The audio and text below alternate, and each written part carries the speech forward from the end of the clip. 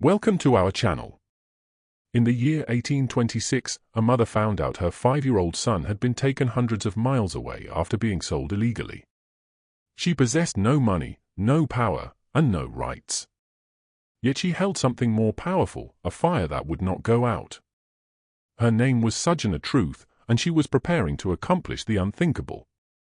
She would become the first black woman in American history to take a white man to court and win. Before we start, make sure to subscribe and leave a comment below telling us where you're joining us from. Every voice that becomes part of our community helps ensure these forgotten heroes are remembered. Now, let her story unfold. During the spring of 1828, in a small courthouse in Kingston, New York, something occurred that had never happened before in the United States. A black woman born into slavery stood before a white judge and demanded her child be returned. She had no money. She could not read or write. She had never set foot inside a courtroom in her life, and she was about to achieve the impossible. She was about to win.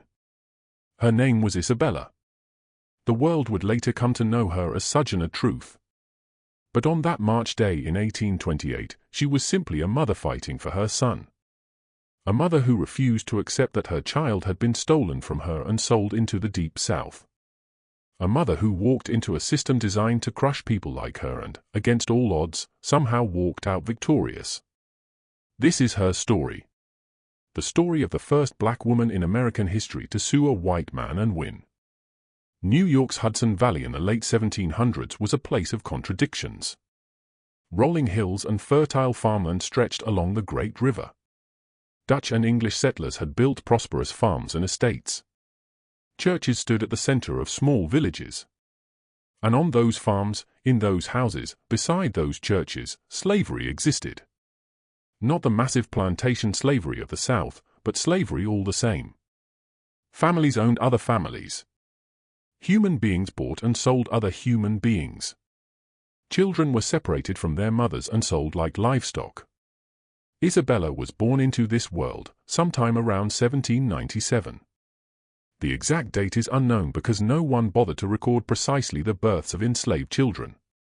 She was born on the estate of Colonel Johannes Hardenberg, a wealthy Dutch landowner in Ulster County, in a hilly area the Dutch called Swartkill, about 95 miles north of New York City.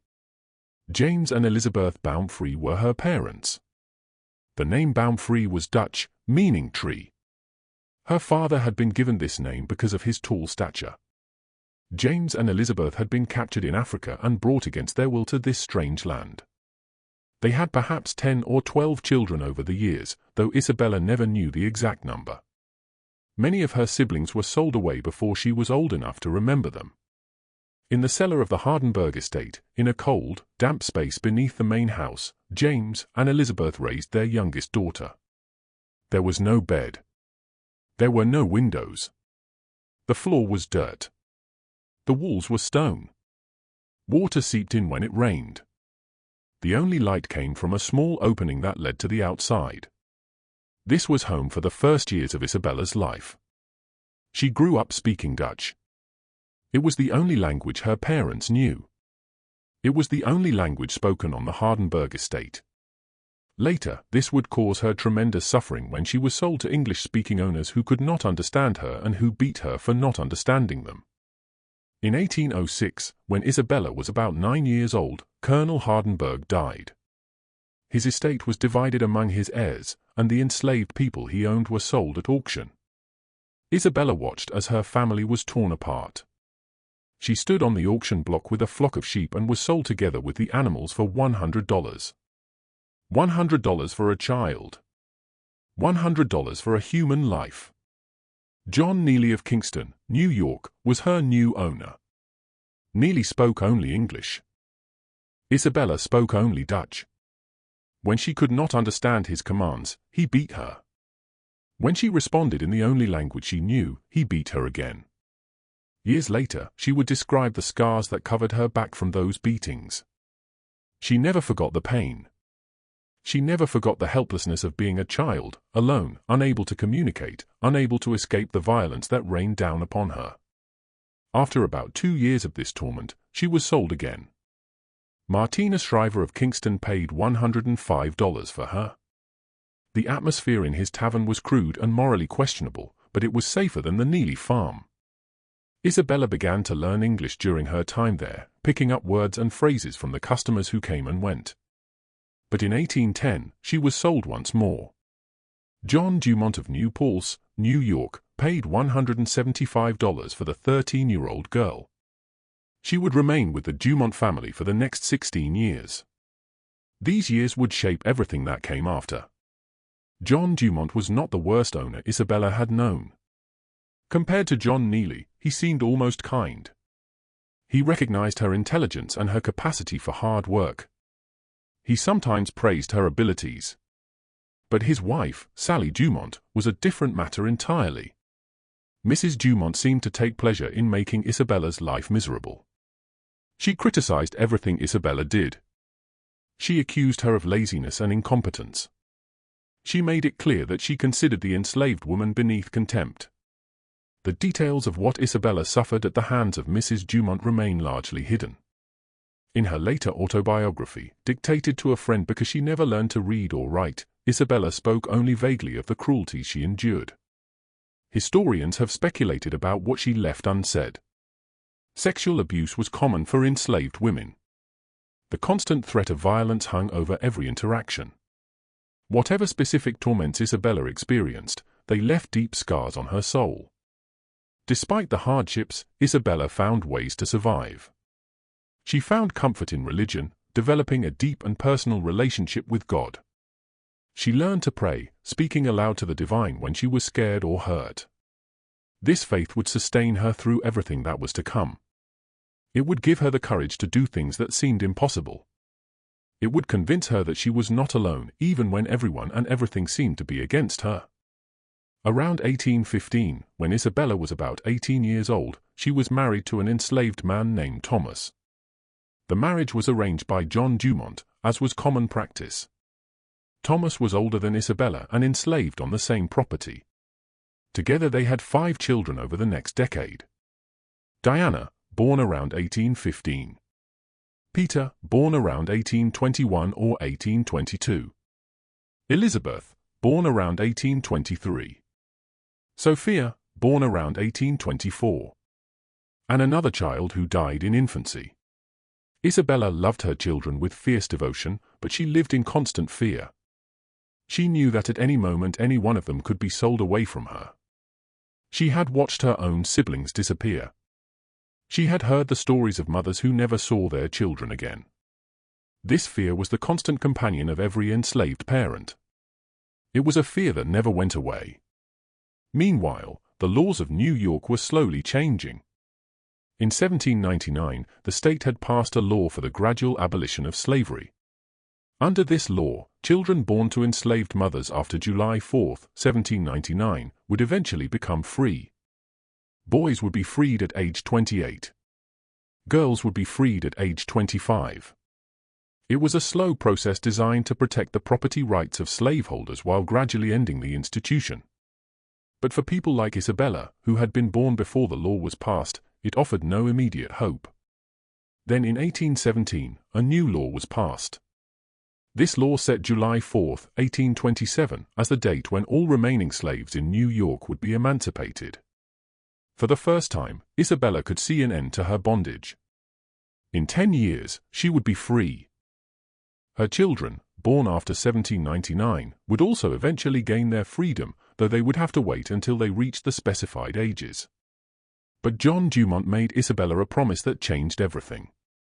He told her that if she worked faithfully and well, he would release her 1 year early, on July 4, 1826. He would give her a cabin and a small plot of land where she could live with her husband Thomas. After all her years of loyal service, she would finally have something of her own. Isabella worked harder than ever. She spun wool. She cooked. She cleaned. She labored in the fields. She did everything Dumont asked and more. She believed his promise. She trusted that he would keep his word. But in the winter of 1825, Isabella suffered a serious injury. She hurt her hand badly, and for weeks she could not work as effectively as before. When July 4, 1826, arrived and Isabella approached Dumont about his promise, he refused to honor it. He claimed that because of her injured hand, she had not given him the full amount of work she owed. He would not free her until the following year, as the law required. Isabella was devastated. She had believed him. She had trusted him. And he had broken his word. Something inside her shifted that day.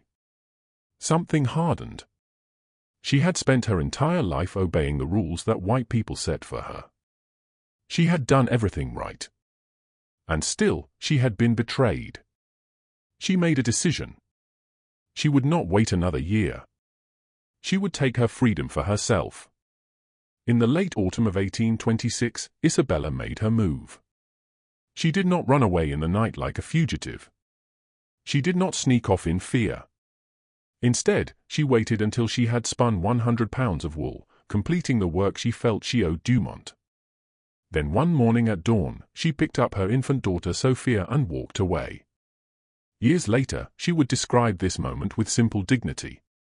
"I did not run away," she said. "I walked away by daylight." She did not walk far. She had nowhere to go. She had no money, no friends, no resources. But she knew of a family that might help her. Isaac and Maria Van Wagen were known abolitionists who lived nearby. They did not believe in slavery. Isabella walked to their door and asked for help. The Van Wagenens took her in. When John Dumont came looking for his property, Isaac Van Wagen made him an offer. He would pay Dumont $20 for Isabella's services until July 4, 1827, when the Emancipation Law would set her free. Dumont agreed. Isabella was not technically free, but she was safe. She was out of Dumont's house.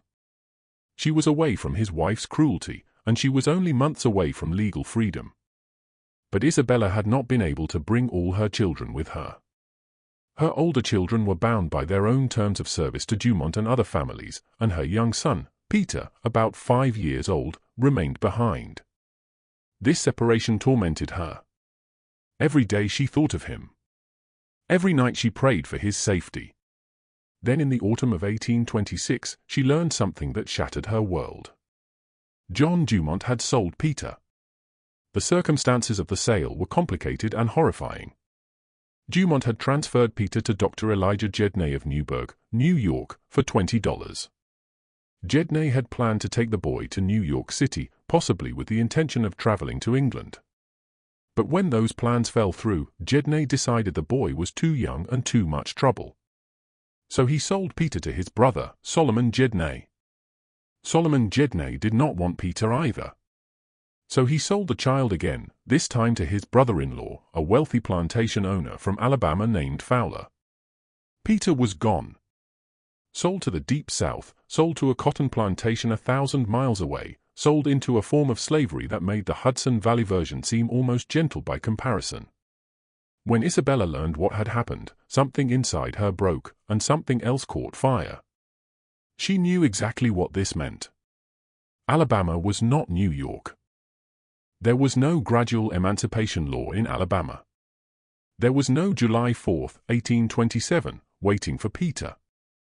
If her son remained in Alabama, he would be enslaved for the rest of his life. He would work in the cotton fields until he died. He would never see his mother again. He would never know freedom.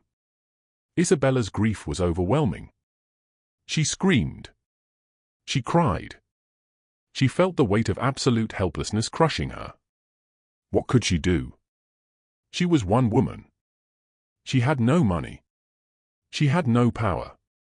She could not read or write. How could she possibly fight against wealthy white men who had sold her child like a piece of property? She went to the Dumonts to confront them. She demanded they return her son. They laughed at her. Mrs. Dumont, the woman who had tormented Isabella for years, was particularly cruel. "A fine fuss to make about a little nigger," she reportedly said. "Why, you have had as many children as you can take care of." But Isabella was not deterred. She went to the Gedneys. She pleaded with them to help her get Peter back. They refused. Solomon Jedney claimed he had done nothing wrong. He said the sale was perfectly legal. He told Isabella to stop making trouble and go away. Isabella should have given up. Everything in her world told her that she had no chance. Black people could not sue white people. Enslaved women could not challenge the property rights of wealthy men. The legal system was not designed for people like her.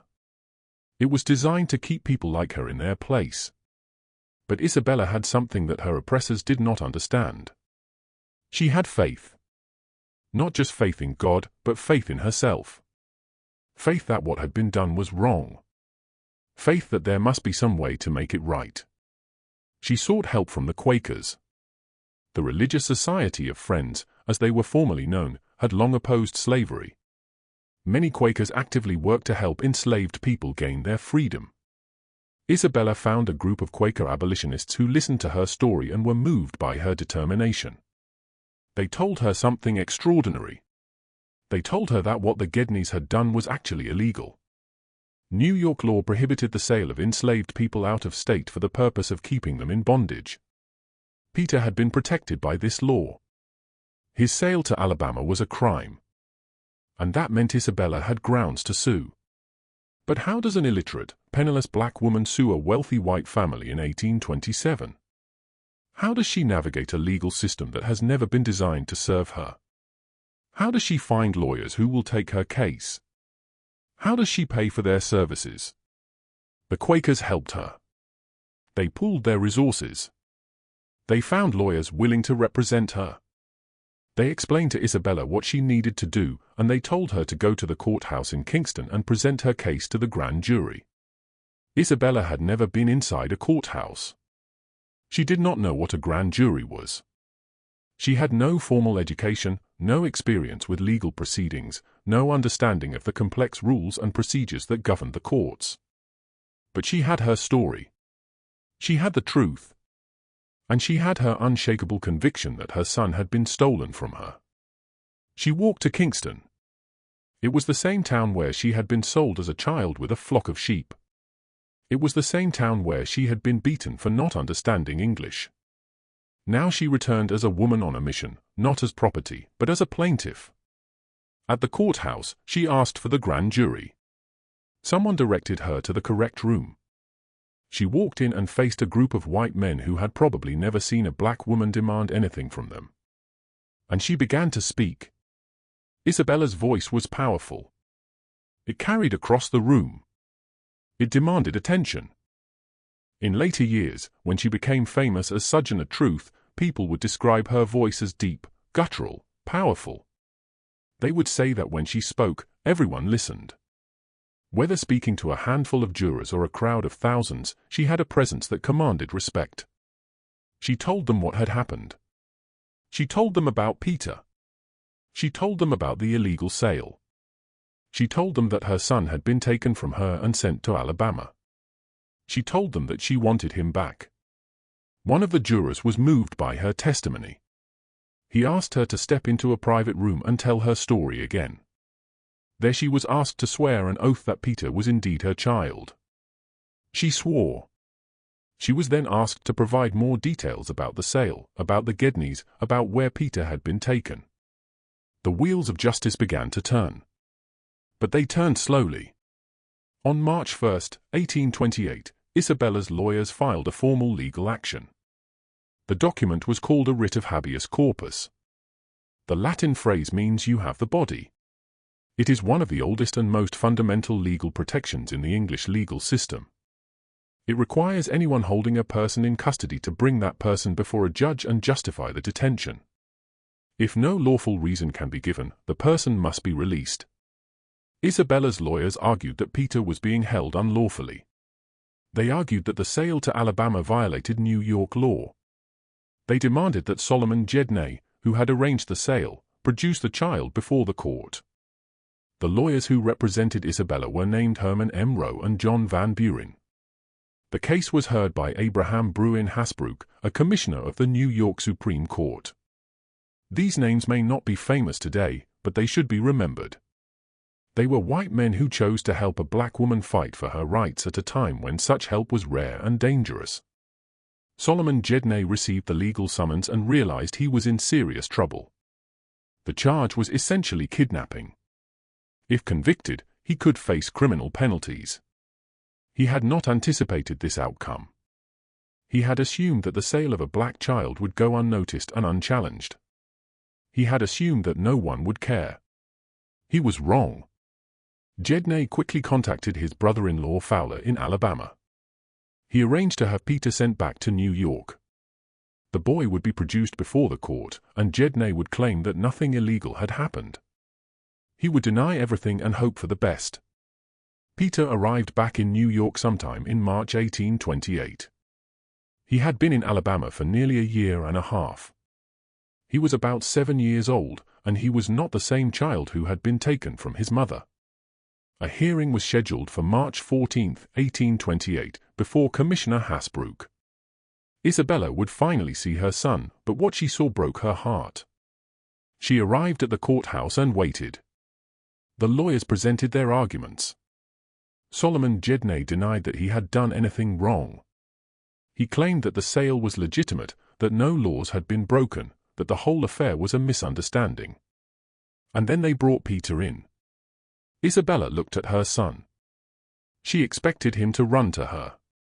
She expected him to cry out with joy at seeing his mother.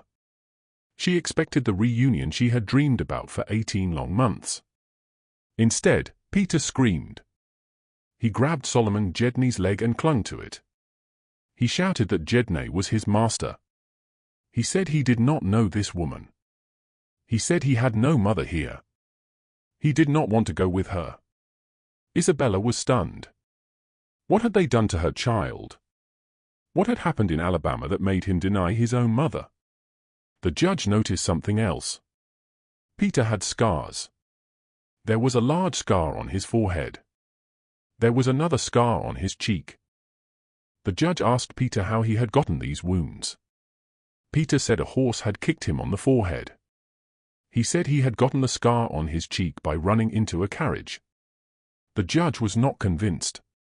He ordered Peter to look at him directly when answering questions, not at Solomon Jedney. He pressed the boy for more details. Slowly, the truth began to emerge. Peter had been brutally abused in Alabama. He had been beaten repeatedly. The scars on his face were not from accidents. They were from violence. And the boy had been so traumatized, so terrified, that he had learned to deny his own family and cling to his abusers. It was a survival mechanism. It was the desperate adaptation of a child who had learned that defiance brought pain and submission brought survival. Isabella understood. She did not blame Peter. She saw the fear in his eyes. She saw the way he flinched at sudden movements.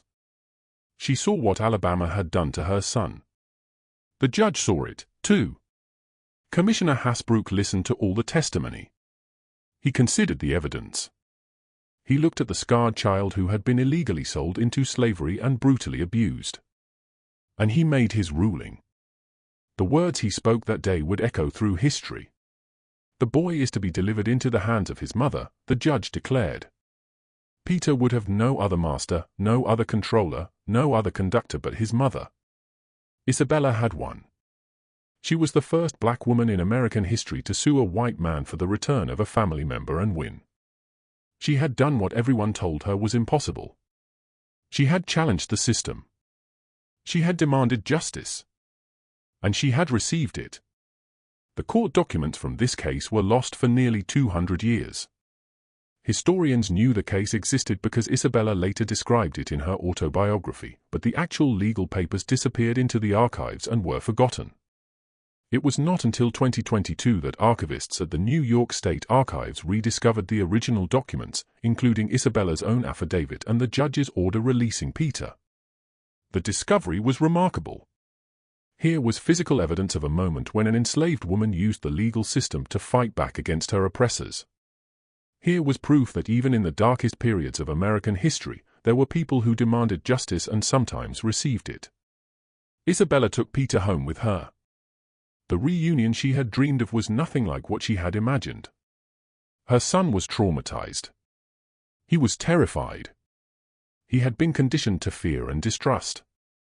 It would take time to undo the damage that had been done. But he was alive. He was free. He was with his mother. In the weeks and months that followed, Peter slowly began to heal. The terror in his eyes faded. He stopped flinching at every sudden movement. He began to remember who he was and where he had come from. He began to trust his mother again. And Isabella began to tell her story. She began to speak about what had happened to her. She began to testify about the cruelties of slavery, about the illegal sale of her son, about her fight to get him back. She discovered that she had a powerful voice. She discovered that when she spoke, people listened. She was not yet Sojourner Truth. That transformation would come later, but the foundation had been laid. The woman who would become one of the most famous abolitionists and women's rights advocates in American history had discovered her power. She had walked into a courtroom with nothing but her faith and her determination. She had faced wealthy white men who held all the power. She had demanded justice, and she had won. The story of Isabella's court case is remarkable enough on its own, but it was only the beginning. Her life would take her far from the Hudson Valley, far from the farms and courthouses of New York. She would travel across America, speaking to crowds of thousands, challenging injustice wherever she found it. She would meet presidents. She would inspire generations. She would become a symbol of resistance and hope. But that is the story of part 2. For now, let us pause and consider what Isabella accomplished in 1828. She was about 30 years old. She was illiterate. She was a single mother with multiple children. She had spent her entire life as property, subject to the whims of others, with no legal rights and no recognized humanity. And yet, when her son was stolen, she did not accept it. She did not surrender to the hopelessness that should have overwhelmed her. She found allies. She learned about the law. She navigated a legal system that was never meant to serve her. And she won. The same woman who had been sold for $100 with a flock of sheep had used the legal system to defeat some of the most powerful men in her community. The same woman who had been beaten for not understanding English had spoken in court and convinced a judge to rule in her favor.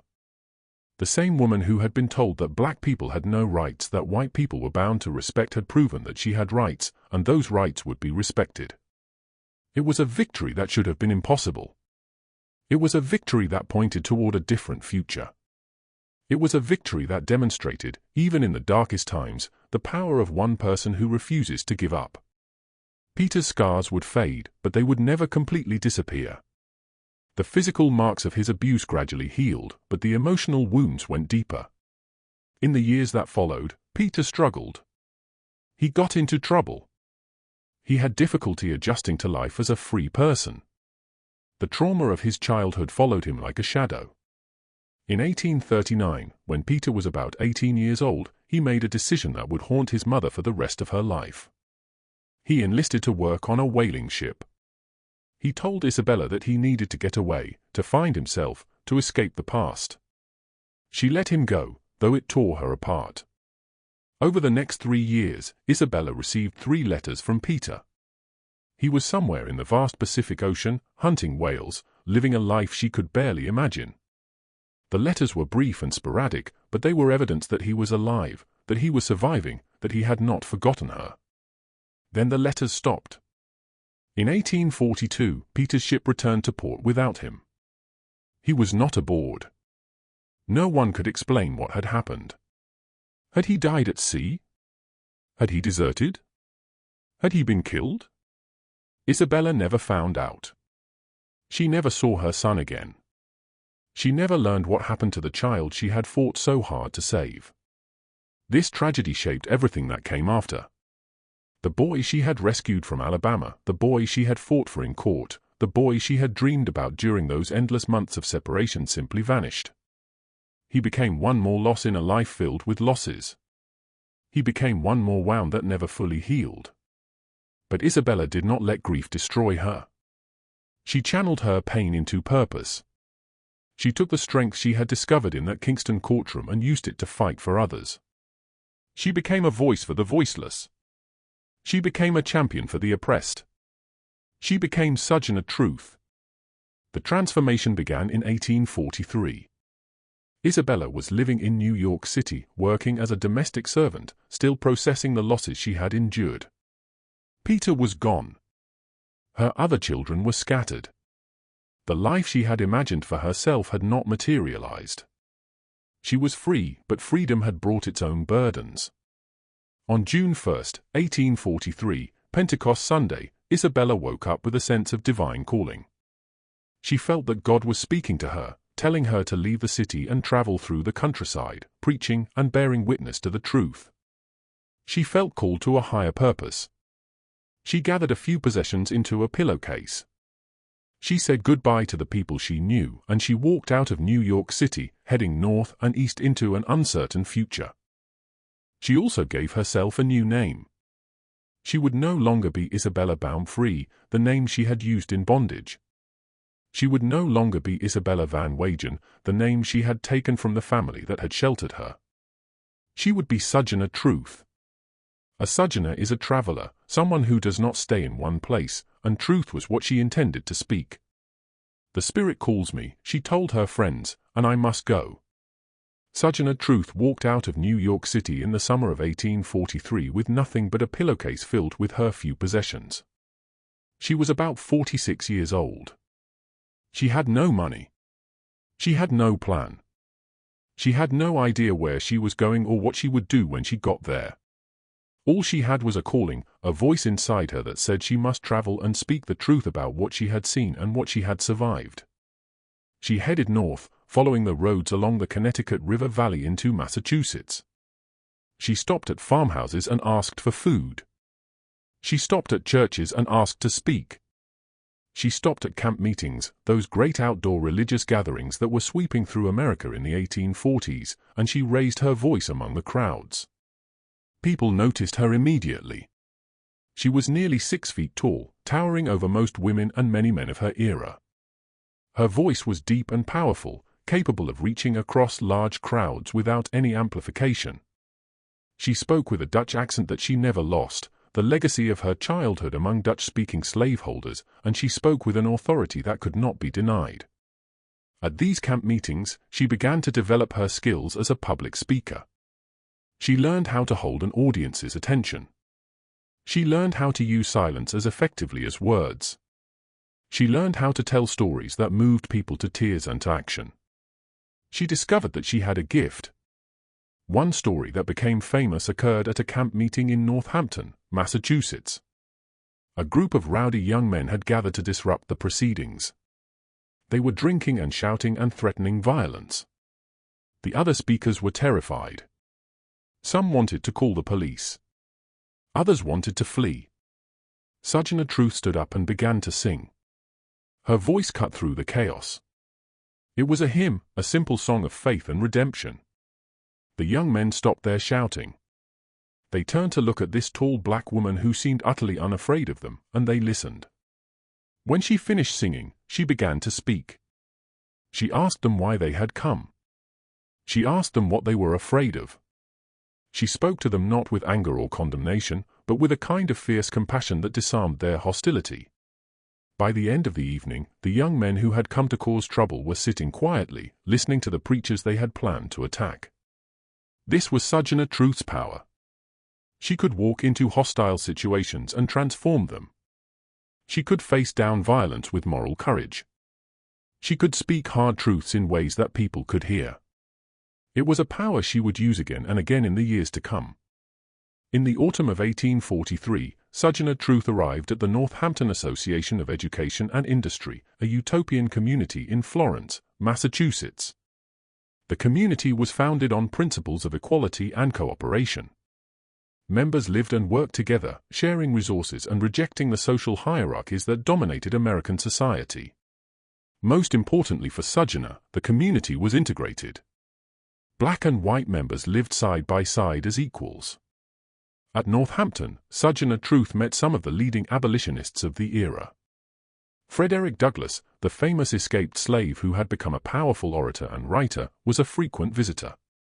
William Lloyd Garrison, the white abolitionist who published the influential newspaper *The Liberator*, was connected to the community.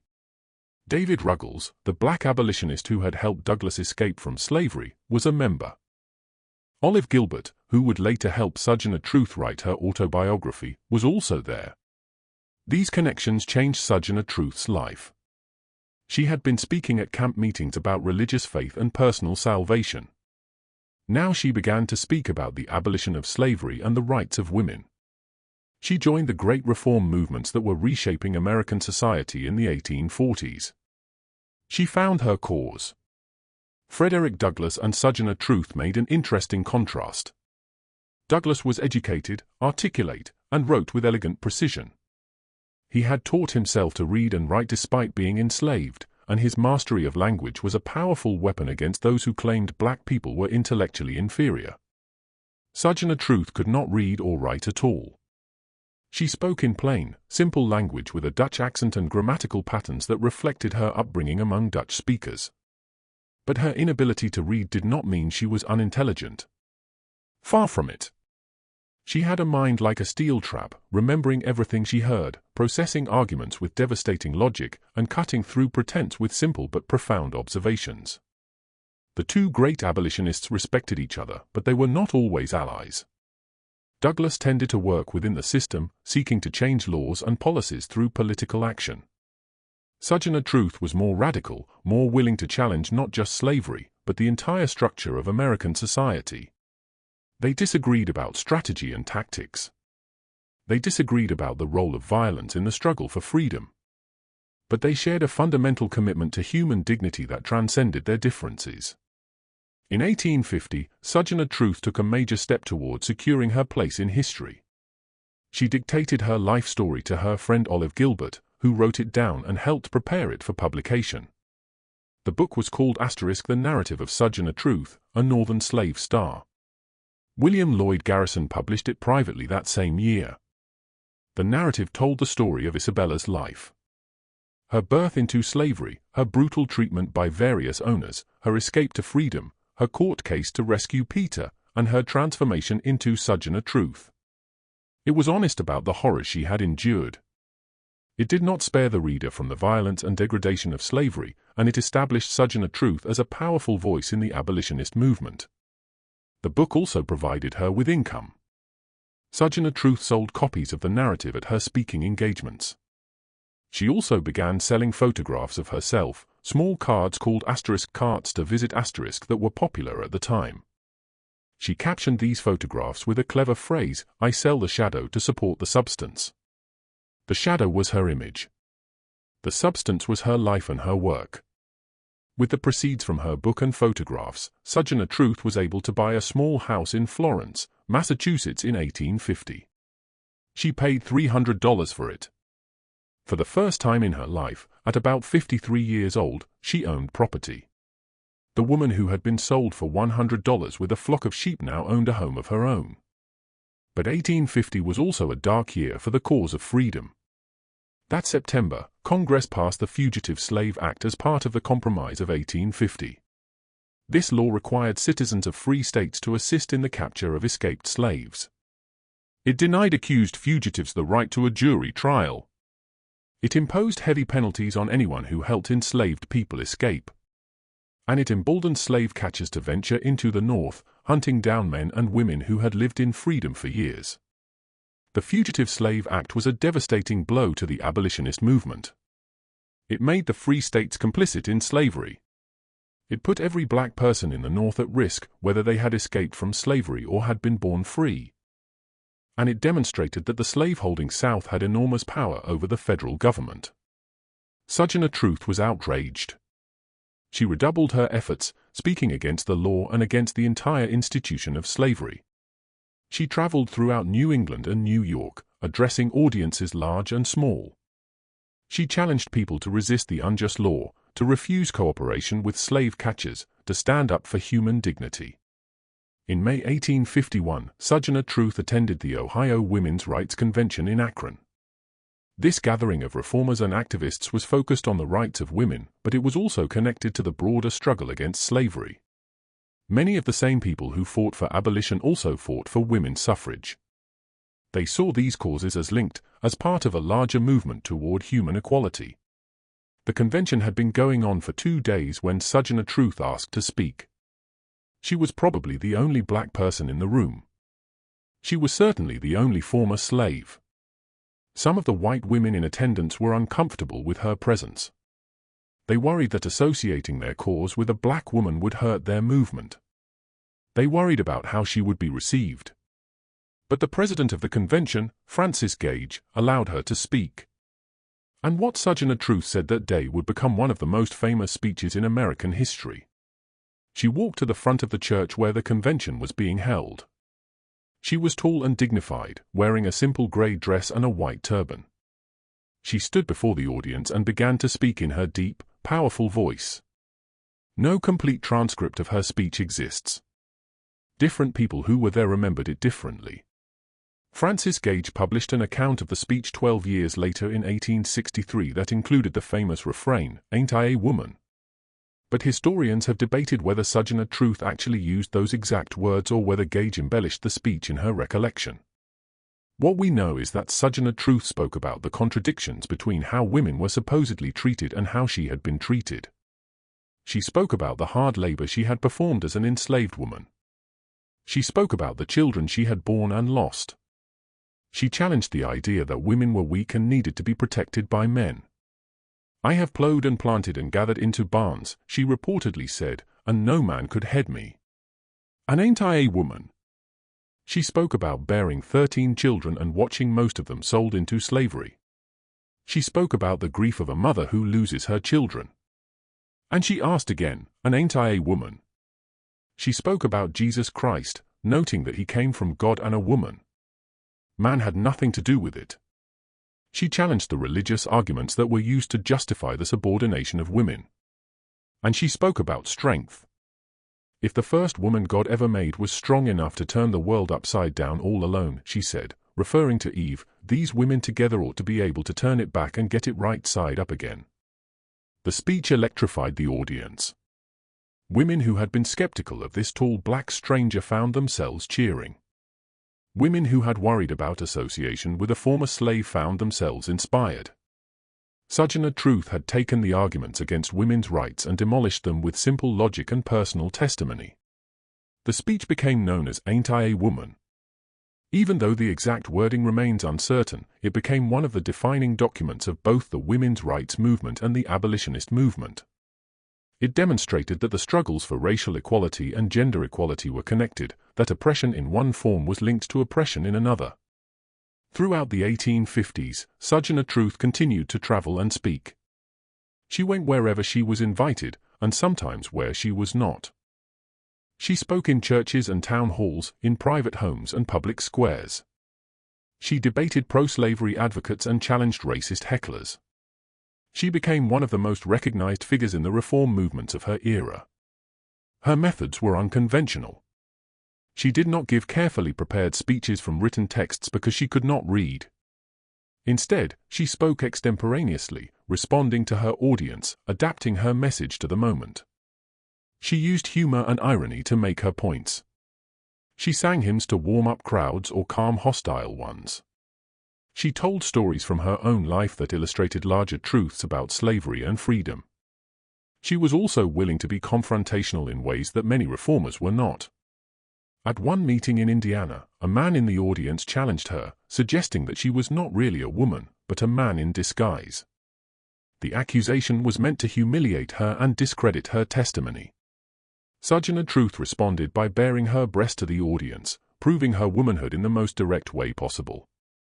She then reportedly said that she had nursed many white babies with that breast and that those babies had grown into better men than her accuser. The incident shocked many people, but it also demonstrated Sojourner Truth's fearlessness. She would not be silenced by insults or intimidation. She would not accept the terms that others tried to impose on her. She would speak her truth, whatever the cost. The 1850s were a decade of escalating conflict over slavery. The Fugitive Slave Act inflamed tensions. The Kansas-Nebraska Act of 1854 opened new territories to slavery and led to violent conflict in Kansas between pro-slavery and anti-slavery settlers. The Supreme Court's Dred Scott decision in 1857 declared that black people had no rights that white people were bound to respect. And in 1859, the radical abolitionist John Brown led his famous raid on the federal arsenal at Harper's Ferry, Virginia, hoping to spark a slave rebellion. Sojourner Truth knew John Brown and supported his goals, if not all of his methods. She believed that slavery was a monstrous evil that had to be destroyed by any means necessary. She believed that the enslaved had the right to rebel against their oppressors. But she also believed in the power of moral persuasion, in the possibility of changing hearts and minds through testimony and argument. When the Civil War began in April 1861, Sojourner Truth was about 64 years old. She had been fighting against slavery for decades. Now the nation itself was going to war over the question of human bondage. She saw the conflict as God's judgment on a sinful nation, as the inevitable consequence of centuries of oppression. She threw herself into the war effort. She traveled to Michigan, where she had settled in 1857, and began recruiting black men to serve in the Union Army. When the federal government finally allowed black soldiers to enlist in 1863, she worked tirelessly to find volunteers. She helped organize supplies for black troops. She visited camps and hospitals, providing comfort and encouragement to soldiers and their families. Her grandson, James Caldwell, enlisted in the famous 54th Massachusetts Infantry Regiment, one of the first black units in the Union Army. The 54th became famous for its assault on Fort Wagner in South Carolina in July 1863. A battle that demonstrated the courage and capability of black soldiers. James survived the war and returned home to his grandmother. In 1864, Sojourner Truth achieved something that would have been unimaginable just a few years earlier. She received an invitation to the White House. President Abraham Lincoln wanted to meet her. The meeting took place on October 29, 1864. Sojourner Truth traveled to Washington and entered the executive mansion. She was 67 years old. She had been born into slavery. She had been sold multiple times. She had been beaten and abused. And now she was standing in the White House about to meet the President of the United States. Lincoln received her graciously. They talked about the war, about slavery, about the future of the nation. Lincoln showed her a Bible that had been given to him by the black community of Baltimore. Sojourner Truth later described Lincoln as kind and respectful, a man who treated her with dignity. She asked him to sign her book of life, a scrapbook where she collected signatures and messages from notable people she met. Lincoln wrote, "For Auntie Sojourner Truth. October 29, 1864. A. Lincoln." The meeting was brief, but it was symbolic. A woman who had been considered property, who had been denied every right, who had been told she was less than human, had walked into the seat of American power and been received as an honored guest. It was a measure of how much had changed, and how much she had helped to change it. After the meeting with Lincoln, Sojourner Truth stayed in Washington. She found work with the National Freedmen's Relief Association, helping formerly enslaved people who had fled to the capital during the war. Thousands of these refugees, called contrabands, had gathered in and around Washington. They needed food, shelter, clothing, and help finding their way in a world that had suddenly and dramatically changed. Sojourner Truth worked at Freedmen's Village in Arlington, Virginia, across the Potomac River from Washington. The village had been established on the grounds of Robert E. Lee's former plantation, a fitting location for a settlement of freed people. She taught residents skills they would need for independent life. She helped them find jobs. She advocated for their rights. She was doing at 67 what she had done her entire adult life, fighting for justice. But even in Washington, even during the war, racism persisted. Sojourner Truth had numerous confrontations with the streetcar system in the capital. The streetcars were technically desegregated, but conductors often refused to stop for black passengers or forced them to ride on the outside platform rather than inside the car. Sojourner Truth refused to accept this treatment. When a conductor tried to push her off a streetcar, she held on and rode anyway. When another conductor slammed her against the door, injuring her shoulder, she filed a complaint and had him fired. When a conductor refused to stop for her, she shouted, "I want a ride," loud enough that the entire street heard her, forcing him to stop. These were small battles, but they mattered. Each time Sojourner Truth insisted on her rights, she was demonstrating that black people would not accept second-class citizenship. She was practicing what a later generation would call civil rights activism. She was laying the groundwork for struggles that would continue for another century. The Civil War ended in April 1865 with the surrender of Confederate forces. The 13th Amendment to the Constitution, abolishing slavery throughout the United States, was ratified in December of that year. Sojourner Truth had lived to see the institution that had defined her early life finally destroyed. But she knew that the end of slavery was not the end of the struggle. For a million formerly enslaved people now faced the enormous challenge of building new lives in a society that remained deeply hostile to them.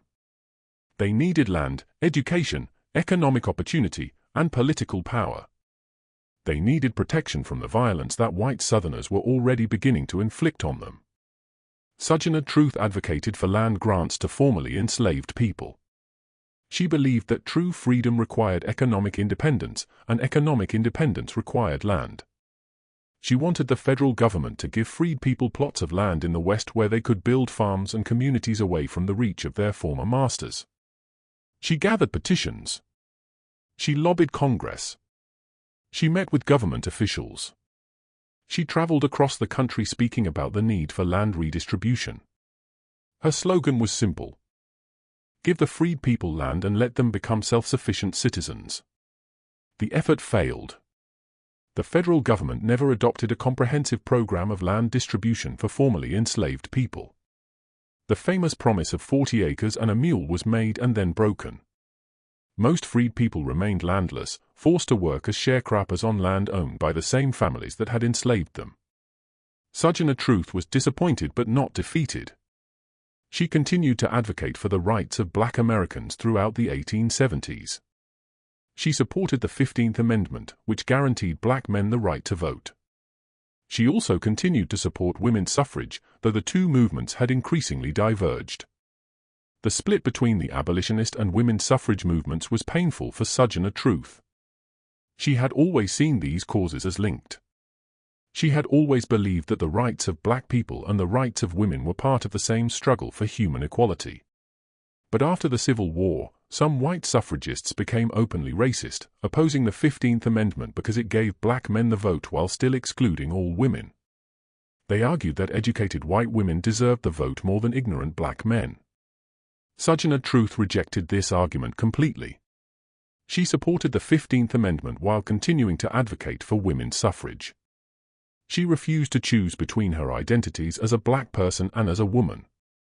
She insisted that both struggles were just and that both would ultimately triumph. At the American Equal Rights Association meeting in 1867, she gave a speech that addressed this conflict directly. "There is a great stir about colored men getting their rights, but not a word about the colored women," she said. "And if colored men get their rights and not colored women theirs, you see the colored men will be masters over the women, and it will be just as bad as it was before." She was pointing out that black women faced a double burden of racism and sexism. She was insisting that the struggle for equality had to include everyone. She was ahead of her time, articulating a vision of intersectional justice that would not become mainstream for another century. As the 1870s progressed, Sojourner Truth's health began to decline. She was in her late 70s, an advanced age for anyone in that era, and she had lived a life of extraordinary hardship. The physical abuse she had suffered as a slave had taken its toll. The decades of constant travel and speaking had exhausted her. Painful ulcers on her legs made it increasingly difficult to walk. She returned to her home in Battle Creek, Michigan, where she had settled with her daughters and grandchildren. She continued to receive visitors and to speak when she was able, but her days of traveling the country were over. In 1879, she made her last major public appearance at a women's rights convention. She was 82 years old, frail, but still formidable. Her voice, once strong enough to reach across crowds of thousands, had grown weaker. But her message was unchanged. She still believed in justice. She still believed in equality. She still believed that truth would ultimately prevail. Sojourner Truth died on November 26, 1883, at her home in Battle Creek. She was approximately 86 years old. Her funeral was one of the largest the city had ever seen. People came from across the country to pay their respects to the woman who had been born into slavery and had spent her life fighting for freedom. Frederick Douglass, her old ally and sometime adversary, sent a tribute. Venerable for age, distinguished for insight into human nature, remarkable for independence and courageous self-assertion, he wrote, devoted to the welfare of her race, she has been for the last 40 years an object of respect and admiration to social reformers everywhere. She was buried in Oak Hill Cemetery in Battle Creek next to her daughter Diana. Her grave was marked with a simple headstone. For decades her memory faded. She became a footnote in history books, mentioned briefly if at all. But Sojourner Truth's legacy did not disappear. It went underground, preserved in the memories of those who had known her and in the continued work of those who carried on her struggles. And in the 20th century, as new generations took up the fights for civil rights and women's equality, Sojourner Truth was rediscovered. Her "Ain't I a Woman" speech became an iconic text of both feminism and civil rights activism. Her image appeared on posters and buttons. Her name was invoked by activists who saw themselves as continuing her work. She became a symbol of resistance, a reminder that ordinary people could challenge extraordinary injustice.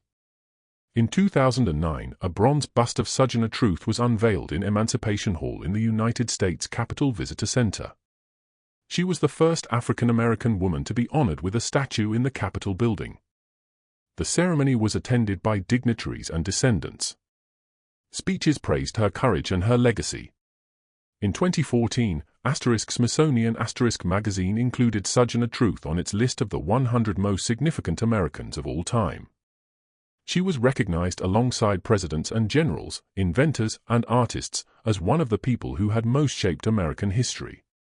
The court documents from her 1828 case, rediscovered in 2022, added new details to her story. They confirmed what she had described in her narrative. They provided physical evidence of a moment when a black woman had used the legal system to fight back against oppression. They reminded the world that Sojourner Truth's activism had begun not with speeches and conventions, but with a mother's desperate fight for her child. What can we learn from Sojourner Truth's life?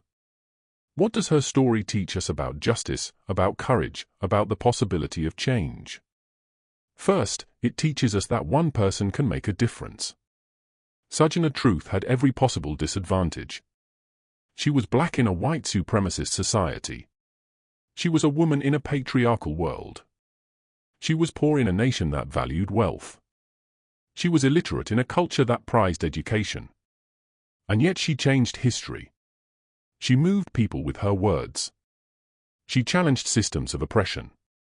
She helped end slavery and advance the cause of women's rights. Second, it teaches us that change is possible but not inevitable. Sojourner Truth lived to see slavery abolished. That was a tremendous victory.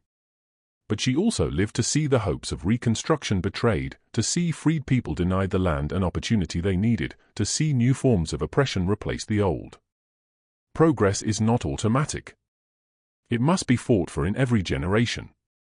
Third, it teaches us about the connection between personal experience and political action.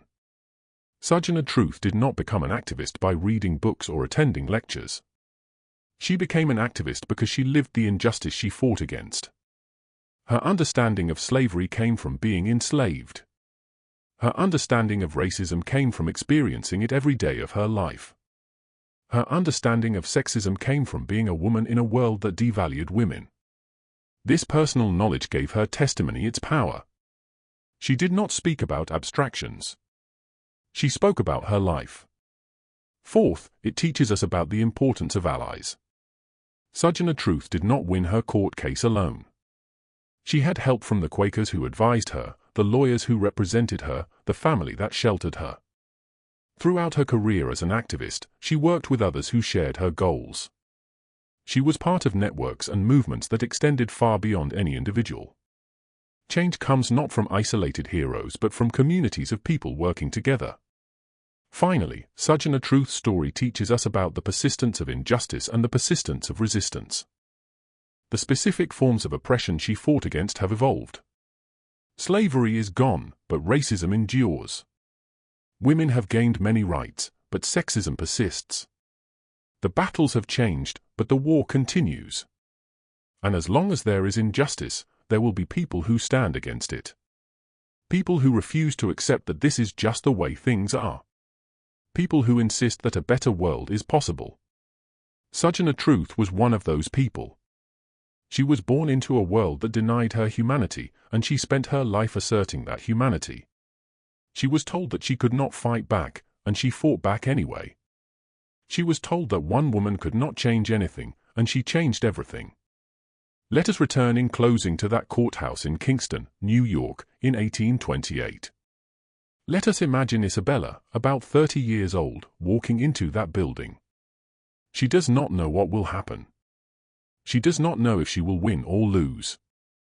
All she knows is that her son has been stolen from her and she cannot accept it. She stands before the judge. She tells her story.